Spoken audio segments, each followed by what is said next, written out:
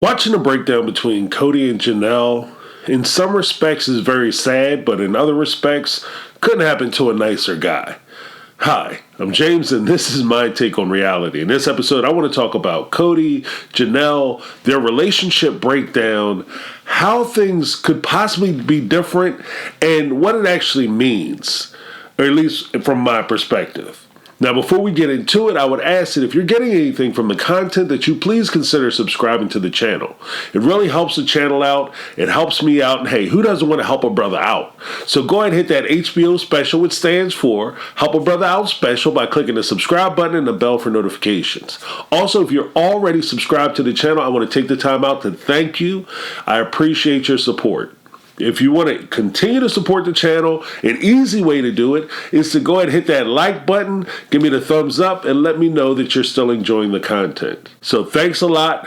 Let's get it. As we start talking about Janelle and Cody, this has got to be by far the saddest example of Cody trying to reconcile with his wife, because in essence, he used it as a ploy to say that, yeah, I'm trying to get Janelle back because I'm trying to make sure that we're meeting on the same page and that we can kind of reconcile our relationship so that we can build it back stronger and we can move forward as a family. That's the lie he told. The reality of it is that this was more of a boss employee meeting. This is like that boss employee lunch meeting where they invite you out to dinner and they try to fire you or they try to say a whole bunch of stuff to you that they don't want you flipping out and going crazy on them, so they take you to a public place so you don't feel comfortable yelling at them and screaming or talking back.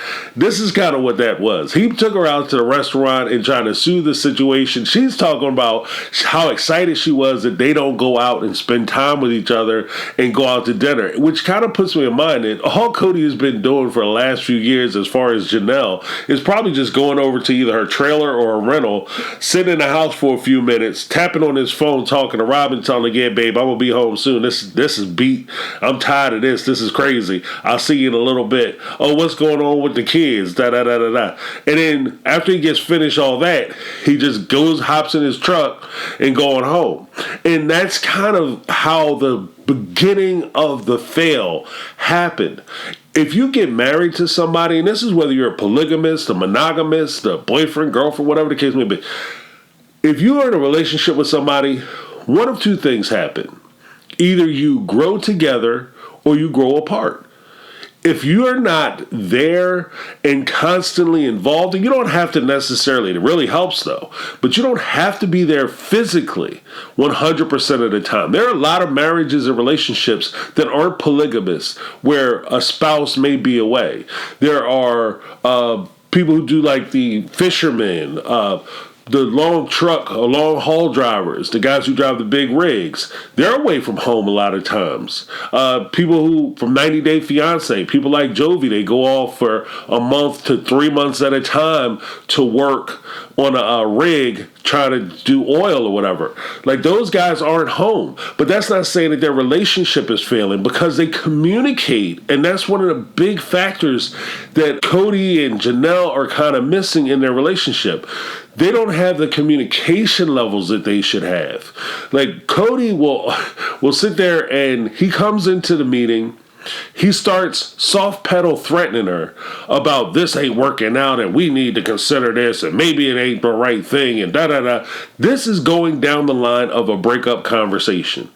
So when you start down the line of a breakup conversation, you can't be surprised that the person starts addressing the conversation like we're breaking up. And they put their walls up and they start getting defensive, because in that position, you're not opening them up for a safe conversation that you guys are trying to explore what's going on in your relationship. What you're doing is, and in Cody's position specifically, and the way he approaches things, he's trying to start a conversation so he can assign blame. And more to the point, he wants to assign blame onto Janelle. He wants to assign blame onto Janelle's kids. So even when, like I had mentioned in my previous video, where I talked about living with a narcissist and dealing with a narcissist, when you're dealing with somebody who's selfish like this, and, titles aside, when you're dealing with somebody who's selfish like this, they will see any criticism of a decision that they make as a critic person. They'll take it personally and see it as a criticism of themselves. So when he starts talking about how the kids don't get along with Robin and how they're not doing things for Robin, and she came in and she was so open and so wonderful, and you guys all kind of pushed her aside and don't have relationships with her, what he's talking about is really, it's, I will say that this, Robin is at fault for a lot of things. She's not perfect in this situation. She brings her own set of baggage. We could do a whole video series on all the things that Robin is doing in this relationship and how she's kind of gumming up the works. The truth of the matter is, and this actually feeds directly into the narrative that Cody is trying to push. If he wants to be the patriarchy, you want to be the boss, you want to be the man in charge, then you, my friend, have to take 100% of the responsibility. You don't get to just sit there and say, oh, you guys are this and you guys are that, and this is where you're making a mistake. If you're in charge, you're responsible. That's what being in charge is. It's not you just get to tell people what to do. You don't just get to give orders. You have to, when you give an order, you give a direction, you give an instruction, you're taking responsibility for the outcome of that order, direction, or instruction. You're saying that with my knowledge, with my base, with my power, I am instructing you to do X, Y, Z. When they execute X, Y, Z to your prescription and to your instruction, if it fails, it's your fault. If they don't understand the direction, the lack of communication, that's your fault. If they don't do what you ask them to do because you're not holding them accountable, you're not following up, and you're not making sure what you set in motion is actually occurring, then guess what? That's your fault too. This is the head of what do they say? The head of the crown, the head of the king is heavy with the weight of the crown. When you are the king and you're in charge, then you have to bear all that burden. Cody isn't the guy who wants to bear all that burden. He's like a little kid. And he sees things as a toddler would see things. They make demands. They want what they want. They want to get it now, but they don't understand the work that goes into making these things happen. He just kind of walks through life just pointing at things, and it's not right. When we start talking about his relationship with the wives and where the breakdown happened there, and his kids, here's the thing that happens in most polygamous relationships that don't really exist in monogamous relationships. In a polygamous relationship, one of the big Achilles heels of this type of relationship is the fact that if you are not the kind of person who can temper your feelings, temper your emotions, temper your attitudes, and treat people justly and fairly, equally, right? If you're not that type of person, then what happens is you have the Cody model of polygamy, where you have Cody having a functional relationship with Robin, a functional relationship with Robin's kids, and his other wives get to see what a functional relationship looks like. His other kids get to see what a father looks like when he's involved with the children. Now, there is a point where you can accept a lot of things. When you're sitting there and you're dealing with a lot of the day-to-day that comes along with being in a relationship, and you just kind of dismiss it as, oh, that's just who he is. Oh, he's not a real talker. He's not a sharer. He doesn't come home and he's not excited about being involved with the kids. That's just the kind of man he is. He doesn't want to come home and have a conversation with his wife. That's just the kind of man he is. But then you're in a polygamous relationship and you have that kind of man, Christine, Janelle, and Mary, who doesn't come home, doesn't share, doesn't talk, and doesn't want to deal with the kids on a day-to-day basis, just on a fun time, get them all riled up and then walk out the room. These kids is crazy. And he leaves, which is crazy and annoying in and of itself. But if he does that with them, but then all of a sudden you introduce Robin into that situation, then you say, oh, well, he's not that kind of man because he's crazy interested in every word that she utters, mutters, or stutters. He's right there. Yes, tell me more. You know, he's like, tell me more. I mean, all of a sudden he's on a scene of Grease with his hair slicked back and permed out at the back. Like, you know what I mean? All business up front and all ridiculousness in the back. So with that, you have the wives get to see an example. Then you have the children. One of the most hard things to watch this season is watching his son, Gabriel, talk about how he misses his father and how he gets sick in January. He gets over it. Then his father calls him in October out of the blue on his birthday, and he wants to start talking about COVID and how it's affecting his house and how him and Robin and the kids have it and how it's affecting them. But he never once stops to say, you know what, son, I forgot it's your birthday. Happy birthday, man. I'm proud of you. I love you. I want you to know these things. Like, that's all he had to say. If he would have said that one thing, that would have made his son's millennium. Then it comes out later that he has a problem with Janelle's kids because Garrison apparently had sent a text message to Robin. The funny thing about it is, the very thing that he's demanding from Janelle is what the boys are providing him. He says that I want you guys to be loyal to me. I want my wives to be loyal to me. Your kids are being loyal to you, and this is their form of loyalty because they're not saying, Dad, you're messing up. They're saying, oh, Dad, you must be influenced by this other person. It's not you, it's this other person. And they're scapegoating Robin for the things that are squarely on Cody's shoulders. Because Robin, no matter how much we might like to sit here and blame her for a lot of things and being evil and, she's Mrs. McBrow and all that kind of stuff, and she's kind of ridiculous in her own right, the truth of the matter is she can only get away with as much as Cody allows her to get away with. She can only do as much as Cody allows her to do. So Cody is allowing this to happen. The next thing that we want to talk about, when we start talking about communication, let's break it all the way down. If you want to have communication and Cody is like, oh, she's singing a breakup song and all I want to do is communicate. Like, bruh, this is not how you communicate. If you want to communicate, then what you want to do is, sit all the platitudes aside, sit all the niceties and the kindness and all that. You want to put that aside and you want to be honest. You want to put it where the goats can get it. You want to put it where everybody can understand exactly what it is you're talking about and you're not leaving any room for misinterpretation. The problem that Cody has is that most of the things and most of the points that he has are ridiculous. He doesn't have a point. So he wants what he wants the way he wants it, and he wants you to figure out how to make it happen. And because the truth of the matter is, and this is what I feel, is that if he actually came out and said what it is that he wants and said what he wants Janelle to do, not only is he going to look like a horrible person, but he's also going to look extremely weak. He's going to look like he's pathetic. And if you see what it is, like I see what it is he's trying to ask for, bro, you look pathetic. You look sad. You're a sad excuse for a man. You're sitting here asking your wife to be loyal to you.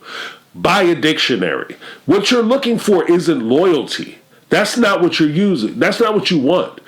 You're using the wrong word. The correct word you're looking for is, I want my wives to be submissive and or synonym, I want my wives to be subservient to what it is I want to me. So in other words, Cody is saying that he doesn't want his wives. It's not enough that his wives take his side when it comes to Christine. He needs you. That's just the tip of the iceberg. The Christine thing is just the tip of the damn iceberg. What he wants you to do is, when I told you to buy Christine's house, instead of you standing here arguing with me about whether you can afford it or not, and whether you can make the payments, or whether you can rent or build on Coyote Pass, what I expected you to do is break your checkbook out and write a check. I expected you to stroke out a check so that we could have that house because I wanted that house. That's what I expect from my wives. And that's what he really wants to say. That's what he really wants to say. When I give you an order, I expect you to follow it. I don't want no discussions. I don't want no conversations. I expect you to follow my orders. When you want to talk about going down to see your daughter and your grandchildren and all that, then no. You come to me and you ask my permission on how I feel about it. And honestly, no, I don't want you going down there. I want you to come over to Robin's house. I want you to make the dinner, and I want you to serve us the dinner, and I want you to ask no dang old questions. And when I tell you to go over there and tell your boys, because all of a sudden they're her boys and not their children together, because apparently, Janelle went off somewhere and spawned these kids out of nowhere. She must have laid eggs and sat them in a corner somewhere. But All of a sudden, it's, I want you to go get your kids, bring them back to me, and have them apologize to me because they had the nerve and the audacity to question what it is I'm doing with my other wife and question whether I'm a good father or not, which they have no rule to do because I'm the leader and I am beyond reproach. That's what he wants to say. But the truth of the matter is, if you say that, just like I looked ridiculous just now saying it, he would look even more ridiculous because not only would he be saying it, but he would mean it. So there's that problem. You can't have an open line of communication if you're not being honest with the things that you want. The problem is you can't be honest with the things you want because your requests and your demands are ridiculous. The fact that he's sitting there saying that, I don't understand why you have a relationship with Christine, but you can't have the same relationship with Robin. I can think of a few reasons why he can't have the same relationship. They won't have the same relationship. The big reason, first and foremost, when you take away personalities and everything else, you have to add in the situation. If you struggle with somebody, you're going to naturally feel a closeness to that person because you have something in common.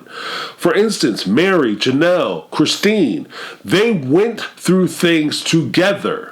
So they have a history together. And you can't ignore that history because somebody comes in with good intentions and they treat you kindly. That doesn't erase your experience with the other people that you lived with, you came up with, and you developed with. These are the people who, when you were off with one of the other wives, these two women, Janelle and Christine, had to figure it out. They had to figure it out. And they leaned on each other. And this is part of the problem with the brown form of polygamy. Instead of them leaning on and relying on their husband, Cody, they had to lean on and rely on each other. And they created a bond. And they created loyalty to each other. They're not subservient to each other. They're not submissive to one another. They have a relationship where they're coming in as equal partners and deciding to spend time with each other. Imagine that if you did that with one of your wives, how wonderful your life would be. And if you could multiply that over multiple wives, it would probably be even better. But the problem that most of these polygamists, or at least the ones that are presented, have is that you have to have a certain level of maturity, intelligence, communication ability. Like, there's so many factors that have to go into place for you to be able to structure a successful relationship in general. But for you to multiply that relationship over multiple marriages is even more difficult. The last thing that really bothered me about the whole comparison between Christine versus Robin and him insisting that Janelle act more like Robin. Here's the secret. If you decide to enter into a polygamous relationship, you have to understand that you are marrying different people. So you're marrying Christine, Janelle, Mary, Robin. Each of these women are different people. They all have different experiences. They all have different attributes, different things that they bring to the marriage, the relationship, the family dynamic. If you're insisting that they all become the same and they all act the same, you're ignoring the very reason as to why you would want to enter into a polygamous relationship in the first place. You want to have the difference and diversity in your marriage. That's the whole reason why you would, I'm assuming that you would get several different people. I personally don't really see how you could do it or manage it, but that's just me. Maybe I'm lacking. But if you're entering into this type of relationship, you have to appreciate each person's differences. And not only do you have to appreciate it, you have to celebrate it. It's something to be celebrated. When you look at your initial family, the core family, where it was Mary, Janelle, Christine, and Cody, and they were first starting out, and they were struggling, and Mary and Janelle went out to work. Mary, Janelle, Cody went to work. Christine watched the kids. She made sure that they were doing the homeschool thing and they were getting everything they need. Their needs were being met. From what I understand and what I'm gathering, Christine is the one who planned a lot of the holidays, birthdays, and celebrations. So she was adding to the whole or the unit doing her thing. Mary was contributing something different. Janelle was contributing something different. And by them doing that, it helped the family to move forward. As they started to develop, get money, more problems. The truth of the matter is that's when things start to separate and things start to fall apart. Because when you are struggling with somebody, you're holding on to that person. You're holding on to them for survival. Whereas when you have money and you don't need that other person to survive, then all of a sudden you have the luxury of choice now. You can choose whether you spend time with each other. I'm James. This has been my take on reality, and I'm out. 'Cause I've been living